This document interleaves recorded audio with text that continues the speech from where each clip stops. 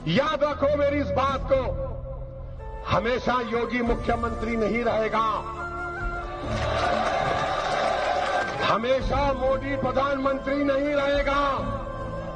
और हम मुसलमान वक्त के एतबार से खामोश जरूर हैं, मगर याद रखो हम तुम्हारे जुल्म को भूलने वाले नहीं हैं, हम तुम्हारे जुल्म को याद रखेंगे।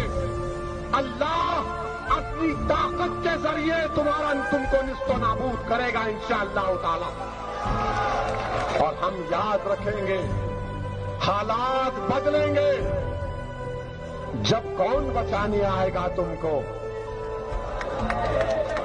जब योगी अपने मठ में चले जाएंगे, मोदी पहाड़ों में चले जाएंगे, जब कौन आएगा? हम नहीं भूलेंगे, याद रखें। ओवैसी जी के भ्रम को हम बाद में दूर करेंगे। पहले कुछ सवाल।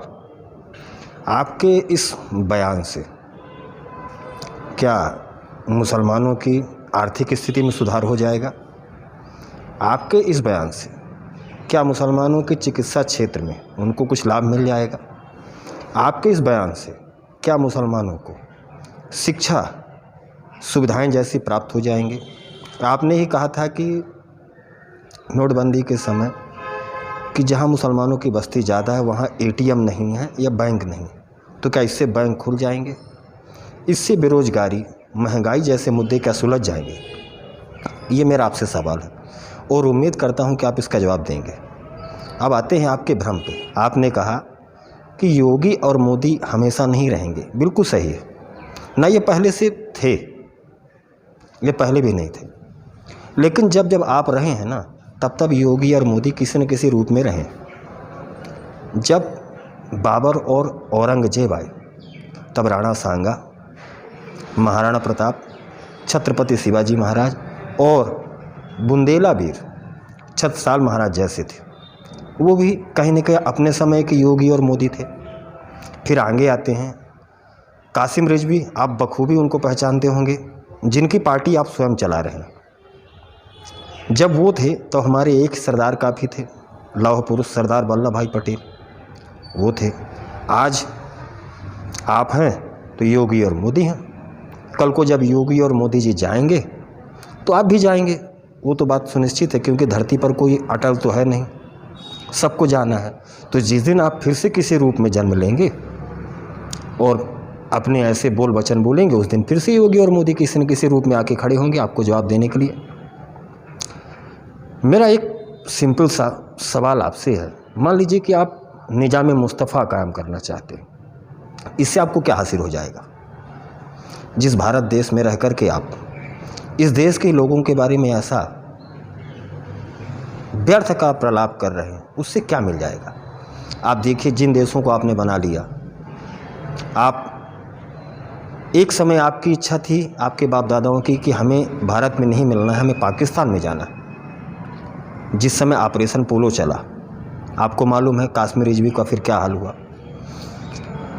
आप पाकिस्तान फिर नहीं जा पाए, आपको भारत में मिला लिया गया। आज पाकिस्तान की क्या हालत है आप देखिए ना। आपने एक तरह से बंटवारा तो करा लिया, पाकिस्तान बनवा लिया, लेकिन बीते 70-75 सालों में आपने पाकिस्तान खड़ा करके क्या कर दिया? आपने आज से 100 साल पहले हमारे ही देश अफ़गानिस्तान में कब्जा किया। आज क्या है, 100 वर्ष पूरे नहीं हो रहे कि फिर से कोई दूसरा तालिबानी आके खड़ा हो गया, और आपके ही भाई बंद लोग हवाई जहाज़ के टायर में बैठ के आ रहे हैं। क्या क्या हाल हो रहा है आप तो स्वयं देख रहे हैं। सीरिया में क्या हो रहा है आप देख ही रहे हैं।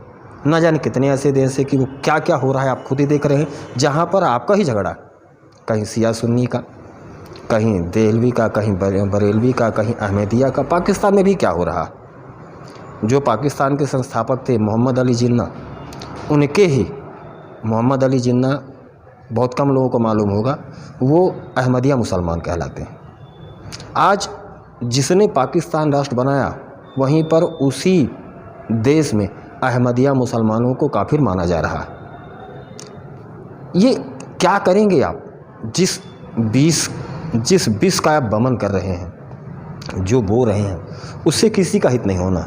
आपने एक और बहुत अच्छी बात कही, जुल्म, कहा कि यहाँ पर जुल्म हो रहा है। दरअसल जुल्म जो होता है ना, वह अभी आपने शायद किया है, अभी आपने सहा नहीं। 1946 का डायरेक्ट एक्शन डे आपको याद होगा, इससे ज़्यादा बताने की ज़रूरत नहीं है। केरला का मोपला नरसंहार आपको याद ही होगा। उसके बाद अभी आ जाएं 25-30 साल पहले, तो 1989-90 में हमारे हिंदू भाई वहाँ से किस तरह से आए, गोधरा का तो आपको याद ही होगा। इसके पश्चात दिल्ली दंगा भी हाल फिलहाल का है ही। कितने ऐसे हम आपको जख्म दिखाएं, लेकिन वर्तमान में कहते हैं ना कि झगड़ने का समय नहीं है। वर्तमान में जो हो गया सो हो गया, हम उसे भूलना चाहते हैं, लेकिन आप हर बार आकर के हमारे उन्हीं जख्मों पर नमक और मिर्च रगड़ते हैं। आप सोचिए कि हम कैसे भूलेंगे आपका एक बाबरी मस्जिद, जो आप बाबर को अपना पूर्वज मानते हैं, जिसने ना जाने कितने हमारे हिंदू भाइयों का कत्लेआम किया, औरंगजेब जिसने ना जाने कितने हमारे हिंदू भाइयों का नरसंहार किया, उसके पक्ष में जब आप खड़े होते हैं तो क्या हमारे पुराने जख्म हरे नहीं होंगे? सब हरे होंगे। इससे किसी को फ़ायदा नहीं होना। और दूसरी बात, आप हैदराबाद के रहने वाले और उत्तर प्रदेश में जाकर के क्या बोल के आ रहे हैं? वहाँ पर जब कल को कोई दंगा होगा तो आप जाके खड़े होंगे क्या? वहाँ के लोगों को बचाएंगे क्या? आप कुछ नहीं करेंगे। आप सिर्फ और सिर्फ आग लगा करके चले आएंगे और हैदराबाद में जाकर के तमाशा देखेंगे। आप सिर्फ इस चीज़ की राह देखेंगे कि कैसे फिर से 10, 20, 50, 100, 200 मुसलमान माने और हम फिर से झंडा लेके खड़े हो जाएं और यह कहें कि देखो इस देश में मुसलमानों पर अत्याचार हो रहा है, यह देखो इस देश में मुसलमानों को अब डराया जा रहा, धमकाया जा रहा। सर, थोड़ी ये राजनीति कम करिए। हम भी समझदार हैं और आप भी समझदार हैं, इससे किसी का हित नहीं होगा।